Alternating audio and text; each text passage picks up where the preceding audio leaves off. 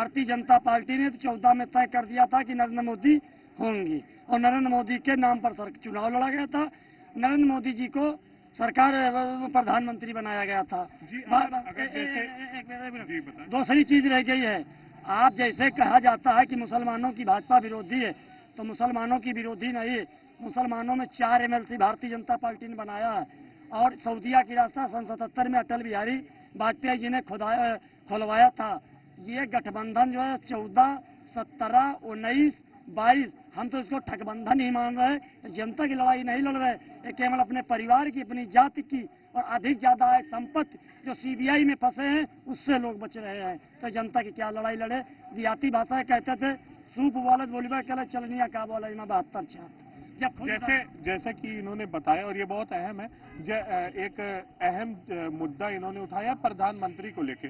2024 का चुनाव आ रहा है, इंडिया गठबंधन है, देखा जा रहा है उसमें कई दरारें हैं, कितने चेहरे हैं वहां पे प्रधानमंत्री के लिए। तो ऐसे में क्या लग रहा है कि जो जनता का रुख है वो मोदी की तरफ है। पहले ये बता दीजिए क्या प्रधानमंत्री का डायरेक्ट चुनाव हो रहा है क्या? जी बिल्कुल नहीं। तो जब भारत में इसके संविधान में प्रधानमंत्री का डायरेक्ट चुनाव नहीं है तो चेहरा क्या होता है? जब जिसके प्रधानमंत्री का चुनाव नहीं होता, प्रधानमंत्री का चुनाव नहीं होता, प्रधानमंत्री का चुनाव चुने हुए लोग चुनते हैं, जनता डायरेक्ट नहीं चुनती है। तो जब लोग जीतेंगे, आधे से अधिक जिनके पास होंगे वो प्रधानमंत्री जिसको बनाना होगा बनाएंगे। वो कोई ये थोड़ी है कि हमारे कक्षा 4 पास हो तो हम उसी को बनाएंगे। जो काबिल होगा उसके लिए, चाहे कक्षा 4 पास हो, चाहे डीलिट हो, चाहे PhD हो, जो बेहतर होगा उसको चुन के बनाया जाएगा। जब हम चेहरा लेके, अगर देखा जाए चेहरा लेके बनाते हैं, हम चावल बनाते हैं तो उसमें से भी किनकियां निकालते हैं कि नहीं निकालते हैं?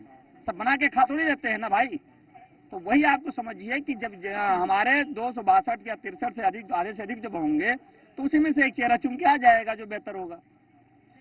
और चूंकि ये कॉलेजियम सिस्टम है तो कोई जरूरी नहीं है कि जो आदमी राज्यसभा का मेंबर या पार्लियामेंट का मेंबर हो उसी को ही हम प्रधानमंत्री चुन सकते हैं। प्रधानमंत्री अरे गैर नत्थु खरे किसी को बना सकते हैं जो उसके जानता है, संविधान को जानता है, कानून को जानता है, देश के लिए अच्छा कार्य कर सकता है। क्या अगर आप जैसे अगर आपके पास जाए, जैसे इन्होंने एक चीज कहा, क्या प्रधानमंत्री बनने के लिए जरूरी नहीं है कि वो शिक्षित हो?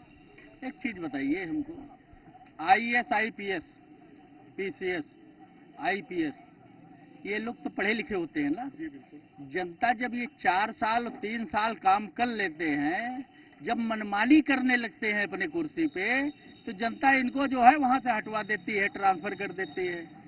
तो देश के प्रधानमंत्री हैं, वो देश के उनके ऊपर निर्भर है। तो 5 साल बाद ही उनको बदल देना चाहिए था जनता को, लेकिन उनको 10 साल का मौका दे दिया और देश एकदम भूखमरी के कगार पे आ गया। अडानी अंबानी के हाथों में सब चला गया।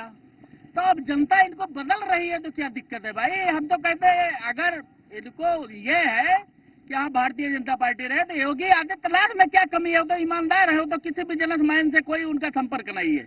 ये योगी आदित्यनाथ का चेहरा क्यों नहीं करते हैं प्रधानमंत्री के लिए? राजनाथ सिंह का चेहरा क्यों नहीं करते हैं? जब तुम्हारे ऊपर आरोप लग गया अडानी अंबानी के, तो आपको तो किनारा खींच करके गुजरात भागना चाहिए, इनको आगे कर देना चाहिए। तब मैं मानता कि हाँ भारतीय जनता पार्टी की सरकार लड़ाई में हो सकती है। जनता तो 140 करोड़ की जनता इनको नकार रही है ना। आप प्रधानमंत्री के पद पे बैठोगे और घोटालेबाजी में आप फंसोगे, दुनिया में आपका प्रचार होगा कि हाँ ये घोटाला हुआ है। तो जब जनता आपको हटा रही है तो आप हट करके जो है योगी आदित्यनाथ का चेहरा आपको देना चाहिए। माननीय रक्षा मंत्री जो है राजनाथ सिंह का चेहरा, जिसको आप पानी पिलाते थे गुजरात में ले जा करके और बिस्कुट देते थे खाने के लिए, आज आप खुद जो है फेविक्विक लगा करके उसमें कुर्सी में चिपके हुए हो। 90 साल के हो गए, शर्म नहीं आ रही है? देश आपको नकार रहा है कि आप अडानी अंबानी के दोस्त हो। अरे तो अब 10 साल में तुमको छोड़ देना चाहिए, वैसे इस्तीफा दे देना चाहिए। जैसा कि हमने जनता की राय ली और आपने सुना कि जनता का जो रुख है वो कहीं ना कहीं हर दल के तरफ अपनी अपनी एक नजरिए को लेकर है, चाहे वो कांग्रेस हो, चाहे वो बीजेपी हो, चाहे वो सपा हो। जनता कहीं पे एक दल से रोष खा रही है तो कहीं एक दल के साथ खड़ी नजर आ रही है। कैमरामैन सौरभ के साथ मैं अमन श्रीवास्तव, JMD न्यूज, लखनऊ।